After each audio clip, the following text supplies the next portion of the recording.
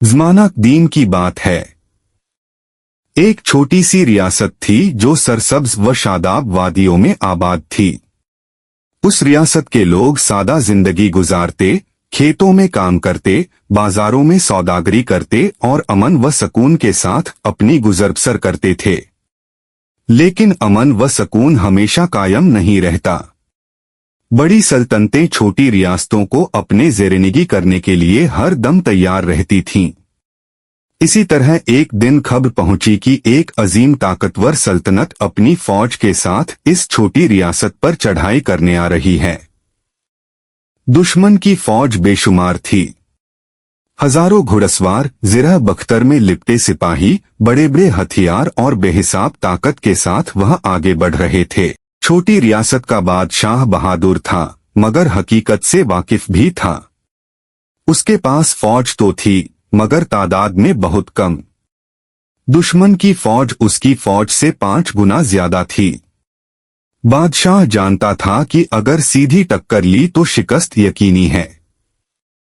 बादशाह ने दरबार में अपने जनरलों को बुलाया। कमरे में खामोशी छा गई। सबके चेहरे गम और परेशानी से भरे हुए थे। बादशाह ने कहा, मेरे बहादुरों, दुश्मन हमारे दरवाजे पर है। वह हमें गुलाम बनाना चाहता है, हमारी जमीनें छीन लेना चाहता है। हम तादाद में कम हैं, लेकिन इज्जत की हिफाजत ज्यादा जरूरी है। हम जंग के लिए तैयार होंगे। यह सुनकर सिपहसालार, जो निहायत वफादार मगर हकीकत पसंद आदमी था, आगे बढ़ा। उसने हाथ बांधकर कहा, जहां पनाह, आपकी बहादुरी को सलाम। लेकिन यह जंग बहादुरी नहीं, खुदकुशी होगी। दुश्मन के पास इतनी ताकत है कि वह हमें एक लम्हे में कुचल देगा। हम सब मारे जाएंगे और यह रियासत तबाह हो जाएगी। मेरी राय है कि हम हथियार डाल दें ताकि अवाम बच जाए। यह सुनकर दरबार में एक भारी खामोशी छा गई। बादशाह के दिल में आग भड़क रही थी, मगर दिमाग खौफ की जंजीरों में जकड़ा हुआ था। वह में डूब गया। कुछ देर बाद बादशाह ने सर उठाया और कहा, अगर फैसला मुश्किल है तो किसी ऐसे की राय लेनी चाहिए जो खुदा के करीब हो। मुझे याद आया कि हमारे करीब ही एक दरवेश रहता है जो माँ दुर्गा के मंदिर में इबादत करता है। उसकी दानाई सब मानते हैं। अगर वह कहे कि हम लड़े तो हम लड़ेंगे, अगर वह कहे कि हम हथियार डाल दें तो हम हथियार डाल देंगे। सिपहसालार चौंका। वह दरवेश को जानता था, उसके इल्म व फहम से वाकिफ था। आखिर वह सिपाहियों को साथ लेकर दरवेश के मंदिर की तरफ रवाना हुआ। सिपहसालार और सिपाही मंदिर के सहन में पहुंचे। वहां फिजा पुरसुकून थी। दिए जल रहे थे, फूलों की खुशबू फैली हुई थी। दरवेश सादा कपड़ों में, आंखें बंद किए, मां दुर्गा के सामने बैठा था। सिपहसालार ने अदब से कहा, बाबा जी, हम आपके पास एक मुश्किल मसला लेकर आए हैं। दुश्मन ताकतवर है, हम कमजोर हैं। बादशाह चाहते हैं कि हम जंग करें, लेकिन फौज डरी हुई है। अगर हम लड़े तो शायद सब मारे जाएं। हमें आपकी राय चाहिए। दरवेश ने खामोशी से उनकी बात सुनी। फिर आंखें खोलीं और कहा, मैं मां दुर्गा से दुआ करूंगा। अगर वह कहेगी कि तुम्हें फतह होगी तो तुम जंग करना, वरना हथियार डाल देना। सिपाही और जनरल सब मुतमिन हो गए। अब फैसला आसमान के हवाले था। दरवेश मंदिर के अंदर चला गया। 1 घंटा गुजर गया। सिपाहियों के दिल धड़क रहे थे। हर कोई मुंतजिर था कि किस्मत का फैसला क्या निकलेगा।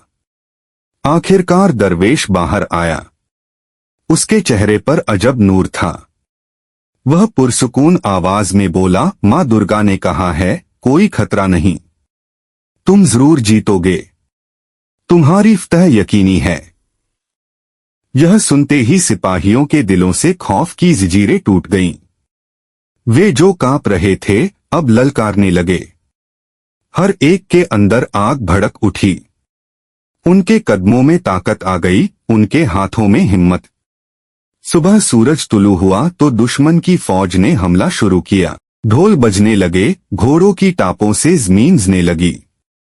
लेकिन छोटी रियासत के सिपाही जो रात तक डरे हुए थे, अब बिजली बन गए थे। सिपहसालार ने ललकार कर कहा, याद रखो, माँ दुर्गा ने कहा है हम जीतेंगे, डरने की जरूरत नहीं। सिपाहियों ने नारे लगाए और दुश्मन पर टूट पड़े। दुश्मन हैरान रह गया। उन्होंने सोचा था यह छोटी फौज थोड़ी देर में हथियार डाल देगी, लेकिन यहाँ तो आग बरस रही थी। सिपाहियों ने न सिर्फ मुकाबला किया बल्कि दुश्मन को पीछे हटने पर मजबूर कर दिया। उनकी बहादुरी दुश्मन के दिलों में खौफ भर गई। गिनती कम थी मगर जज्बा बेमिसाल। घंटों की खूनरेज जंग के बाद दुश्मन की फौज शिकस्त खा गई, रियासत बच गई। फतह का परचम लहराया गया। सिपाही खुशी से झूमते हुए वापस मंदिर आए। उन्होंने दरवेश को सजदा किया और कहा, बाबा जी आप सच्चे हैं।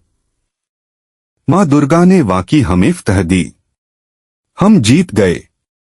दरवेश ने मुस्कुराकर कहा, मेरे बच्चों, हकीकत यह है कि मैंने माँ दुर्गा से कुछ नहीं पूछा।